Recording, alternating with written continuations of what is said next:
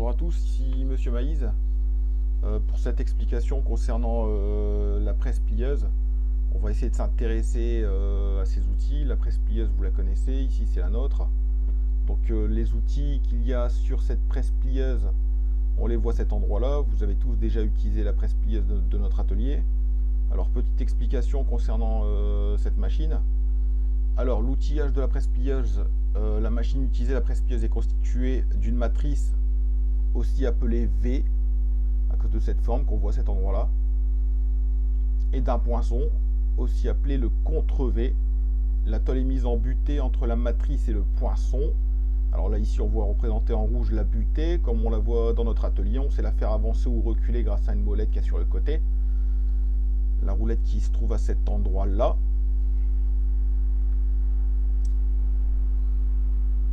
Le poinçon descend formant alors le pli. Alors on voit souvent le poinçon en train de descendre, ce qui va nous donner ensuite un pli sur la tôle. Donc là ici après pliage ça va donner ça.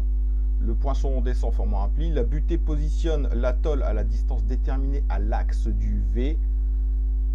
C'est la cote machine. Alors entre l'axe du V et la butée, on se retrouve ici avec ce qu'on appelle la cote machine. Alors concernant les poinçons et les matrices. Les poinçons et les matrices, il en existe de toutes sortes. Alors ce catalogue, vous pourrez l'observer, je vous l'enverrai, c'est pas un souci. Alors le plus souvent, nous, on va utiliser des V contre V ou poinçons et matrices. On va rester classique avec des formes servant à faire des plis. Alors, il en existe de différentes sortes, des V de différentes tailles et des matrices également, et des contre V de différentes tailles. Alors ces tailles sont choisies en fonction de l'épaisseur de la tôle à utiliser. Alors ici l'épaisseur s'appelle, dans cette tabac s'appelle T. T comme thickness plutôt en anglais. Alors en fonction de l'épaisseur de la tôle à plier, alors on va faire en moyenne 8 fois l'épaisseur de façon à pouvoir retrouver un V correspondant. Alors le V, il est déterminé grâce à cette cote qu'il y a entre ce point-là et ce point-là. On a le V, entre ce point-là et ce point-là, on a une distance. La distance est égale pour une tôle d'épaisseur 1 mm à peu près à 8, si on fait 8 fois l'épaisseur.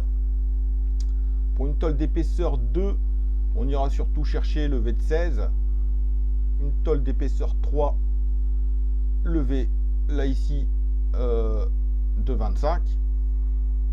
Pour une tôle d'épaisseur 4, on ira chercher un V de 32, etc., etc.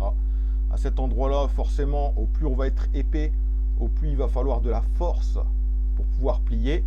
Ici, on se retrouve avec une force qui est désignée en tonnes par mètre. Alors, dans le cours, vous allez avoir un abac de ce genre. Le choix de l'outillage nous est donné par les abacs de pliage. Ils sont dépendants des machines utilisées. En fonction de l'épaisseur de la tôle, nous pouvons retrouver plusieurs paramètres tels que le choix de V correspondant, le bord mini à respecter, le rayon intérieur du poinçon ou la force exercée sur la tôle en tonnes par mètre. Alors nous voilà ici avec cet abac. Alors cet abac ici nous dit que pour une tôle de 4 par exemple, on va utiliser un V de 35. Alors le V, là ici en violet, c'est cette largeur ici toujours. Alors on va se retrouver avec un bord mini. Le bord mini, c'est la cote qui va se trouver de là à là. Cette cote, elle peut être importante. Il y a des fois, on peut se retrouver avec une pièce beaucoup trop courte au niveau du bord mini, avec un pli trop court. Alors le bord mini sera égal à 22 pour une tôle d'épaisseur 4, minimum 22. On va se retrouver également avec un rayon intérieur là ici, qui est lié... c'est suite au contre-V. Le contre-V, quand il va descendre là ici, forcément, il va nous donner un rayon intérieur. Le rayon intérieur ici sera de 5. Alors là, ici, l'épaisseur de la tôle. En fonction donc de l'épaisseur de la tôle, on va se retrouver avec un V. Une force de pliage, un bord mini et un rayon intérieur. Le plus important à connaître, c'est bien sûr le V.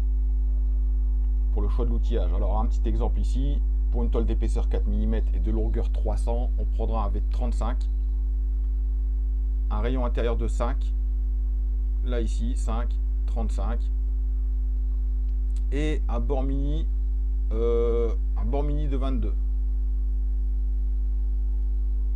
Alors ensuite, la force de pliage, bah là ici, si on a une tôle de 300 mm à couper, on prendra 0,3 puisque c'est en mètres multiplié par 34. 34, là ici, c'est la force en tonnes par mètre. Donc 0,3 mètres pour 300 mm multiplié par 34. Ça nous donne 10,2 tonnes. Alors on comprend bien que lorsqu'on effectue un pli, on va se retrouver avec deux types de pliage. Le pliage en l'air, on utilise les outils dont l'angle est inférieur à 90 degrés. Le point mort bas doit compresser l'élasticité par une pénétration plus importante. Le pliage en frappe, les outils sont taillés à l'angle précis à obtenir. La tôle est matrice, il n'y a plus d'élasticité résiduelle. Alors, ça donne quoi? Dans l'ordre, là ici, notre tôle en premier, dans un premier temps, elle sera parfaitement plane. On va régler notre tôle en fonction de la butée. Donc on a une cote machine qui va se retrouver entre la butée et l'axe à cet endroit-là. Le contre-V va descendre, va ainsi exercer une pression. Cette pression, elle va s'arrêter en cours de route, comme on le voit ici sur cet exemple. Si on cherche à avoir un angle inférieur à 90 degrés, donc là ici, l'angle par exemple, il est égal à 135 degrés. Ensuite, si je veux un pli à 90 degrés, bah, il va falloir descendre beaucoup plus bas. On va se retrouver avec un pliage en fond de V. Alors, il se passe quelque chose. Lorsqu'on plie, forcément, si on relâche l'effort, il y a ce qu'on appelle le retour d'élasticité, ça on le sait tous. Du coup, si mon V faisait 90 degrés, bah, au moment où je vais relâcher l'effort, j'obtiendrai plus 90 degrés, je vais obtenir à peu près 92 degrés. Donc l'idée, c'était bah, de créer des V. Alors, un V, voilà. L'idée, c'est de créer des V dont l'angle est égal à 88 degrés. On le voit ici, 88 degrés. Donc on va plier un petit peu plus, de façon à ce que lorsqu'on va relâcher l'effort, ça va revenir un petit peu, retour d'élasticité, on va obtenir un angle parfaitement à 90 degrés. Donc n'oubliez pas, le choix du V est déterminé par l'épaisseur de la tôle à plier. On utilise un abac de pliage en fonction de l'épaisseur de la tôle, choix du V correspondant.